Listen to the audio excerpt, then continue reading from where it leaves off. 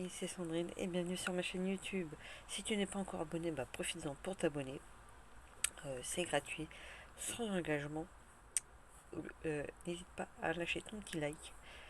Euh, Entrons dans le vif du sujet de la vidéo. Donc aujourd'hui, c'est pour parler alors comment dire, alors comment entamer la vidéo.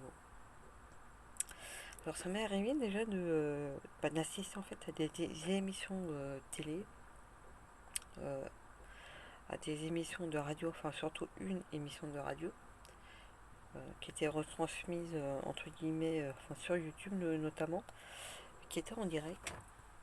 Alors en émission télé, c'était une qui a juste durant en fait juste le temps de l'été, mais surtout sur juillet, août, je suis pas sûre, c'était le 5 à 7 avec Arthur. D'ailleurs, ça avait beaucoup parlé comme quoi que c'était beaucoup et énormément un copier-coller sur l'émission de TPMP avec Cyril Hanouna. Euh,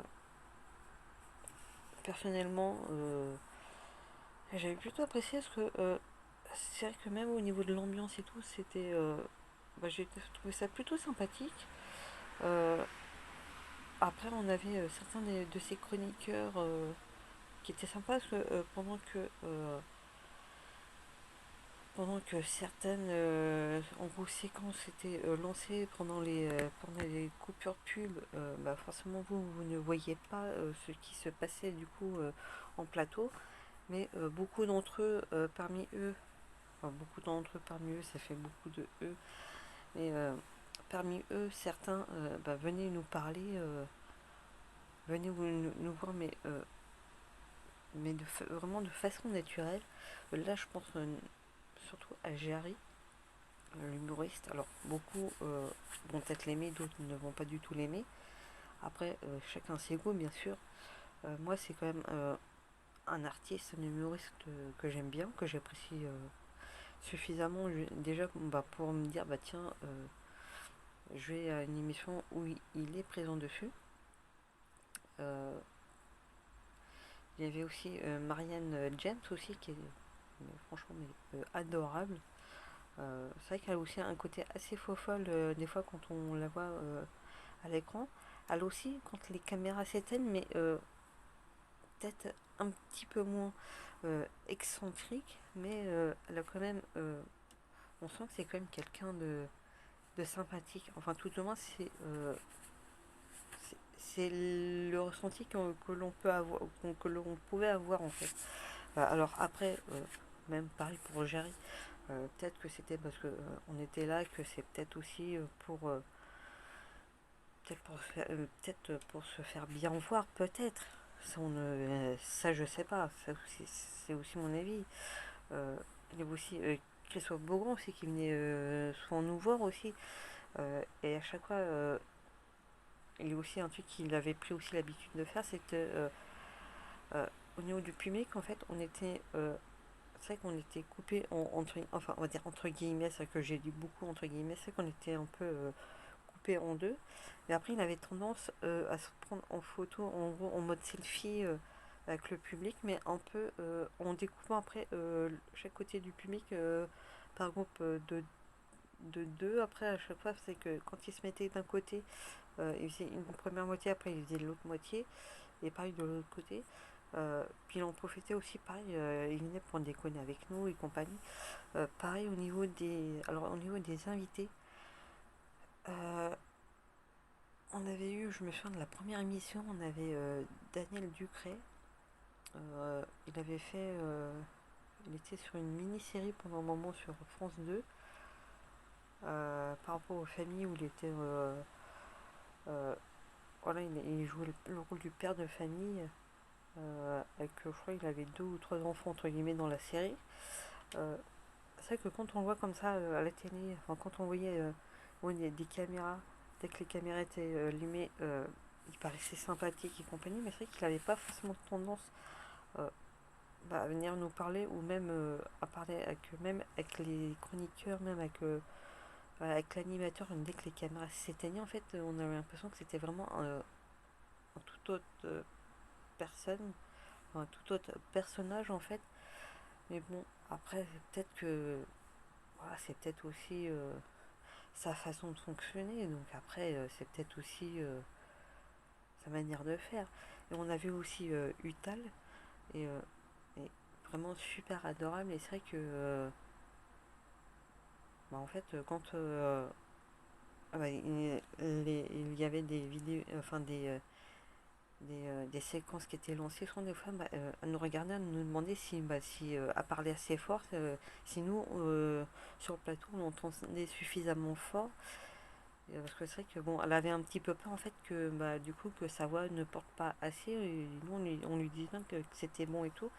Et c'est vrai que c'était agréable et tout. Puis mis à part ça, elle venait aussi vers nous pour parler et tout. Et c'est vrai que c'est le côté très sympa qu'on avait aussi tous apprécié, qu'on a tous retenu d'elle, c'est qu'elle est restée quand même proche de son public. Et je connais quelqu'un qui la connaît d'une certaine manière parce que une de ses cousines avait été à l'école justement avec la chanteuse et bah, ce qui paraît bah, justement telle qu'on l'on peut la voir en fait à l'écran, bah, elle est comme ça vraiment dans la vraie vie et c'est vrai que là on était quand même bien, on était contents. Là c'est que ça nous avait fait plaisir et j'avais fait aussi l'émission qui passe sur TF1 avec Canteloup, c'est Canteloup à l'époque où c'était encore présenté avec Nico Saliagas et c'était pareil.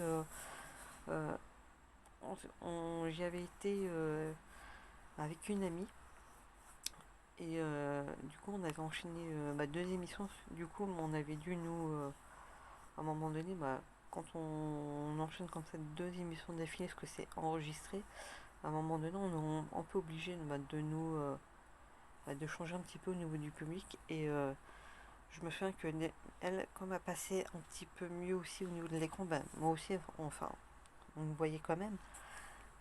Mais elle, à un moment donné, il s'était arrangé pour la placer un petit peu mieux, justement pour qu'elle puisse passer un petit peu plus à ce niveau-là, parce que justement, il voulait la prendre en mode figurante aussi au niveau du public. Et je crois qu'après, elle s'était fait engager un peu à ce niveau-là. Et, et je crois que ça avait quand même bien marché aussi pour elle. Et après, au niveau émission radio, j'avais surtout fait Secoé. J'avais été à plusieurs reprises, bon, à l'époque où ça passait encore sur Énergie, dans le 16e. Euh, D'ailleurs, je me souviens de l'époque où j'avais fait une bonne découverte, la chanteuse Emily Sandé, avec sa chanson on n'arrêtait pas d'en entendre parler. D'ailleurs, vous tapez dans si vous ne me croyez pas, il suffit juste de taper Emily Sandé Sekoé. À un moment donné, on me voit dans le public, je suis quasiment derrière elle en fait. Je suis au premier rang. Euh, D'ailleurs, à un moment donné, justement sur cette vidéo-là, il y avait bah, la nana qui était juste à côté de moi. Bah, s'était faite pas mal tailler parce que on avait l'impression limite qu'elle se faisait chier. Et c'est vrai que beaucoup disaient que on a l'impression qu'elle se fait chier, elle respire la joie de vivre et tout. Enfin, un peu en mode. Je pense que vous avez compris. Enfin, sauf peut-être une personne qui va peut-être pas comprendre le truc.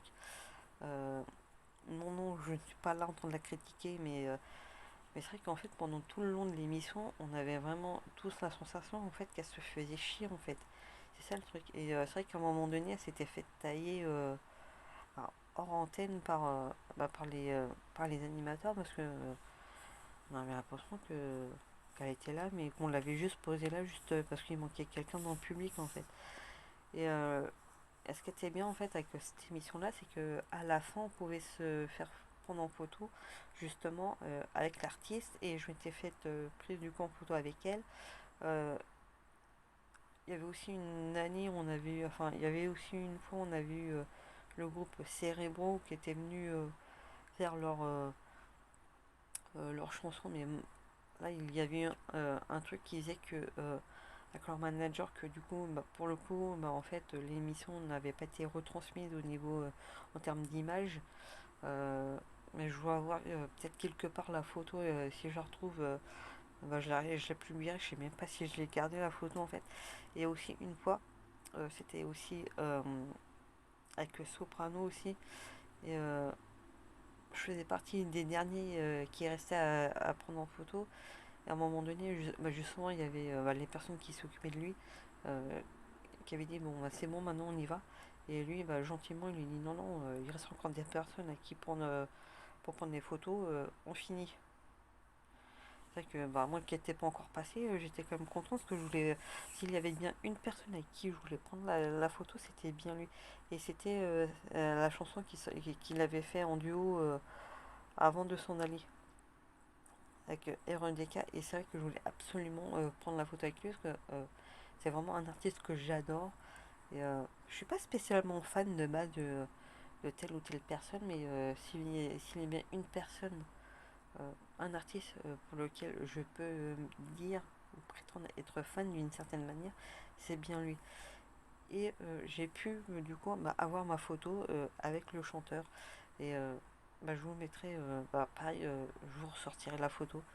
Parce que je sais que je l'avais posté sur mon Instagram, vous l'aurez. Et voilà, c'est pour ça que des fois on a des émissions comme ça où on peut s'inscrire. Et des fois, on peut, selon les émissions, on peut prendre, des fois, on peut se faire prendre en photo avec l'artiste, d'autres, pas forcément. Euh, des fois, selon les agences par lesquelles on peut passer, quand on assiste à des émissions, des fois, on peut gagner, par exemple, 2 places pour aller voir des places de théâtre. Et ça peut être sympa parce que du coup, bah, c'est vrai que des fois, on a des places, euh, on a des pièces qu'on a envie d'aller voir, mais qu'on n'ose pas, qu'on ne, on n'ose pas forcément, mais qu'on ne peut pas parce que c'est vrai que ça peut coûter cher. Et je me souviens, bah, grâce à ça, j'avais été voir non, la pièce de théâtre avec Boudère euh, euh, et deux autres aussi, La Grande Évasion, et c'était vraiment une très bonne découverte aussi. Donc c'est pour ça, profitez-en si vous pouvez. Ça coûte rien de toute façon. Donc, mis à part juste le déplacement, c'est tout. Euh, donc voilà, j'avais envie de vous faire partager ce petit moment. C'était vraiment pour moi, c'était quand même une belle expérience. Ce genre de choses, je pense que ça peut valoir le coup bah, d'être tenté en fait. Donc bah, n'hésitez pas bah, à liker, partager, à vous abonner et à bientôt pour une nouvelle vidéo les amis.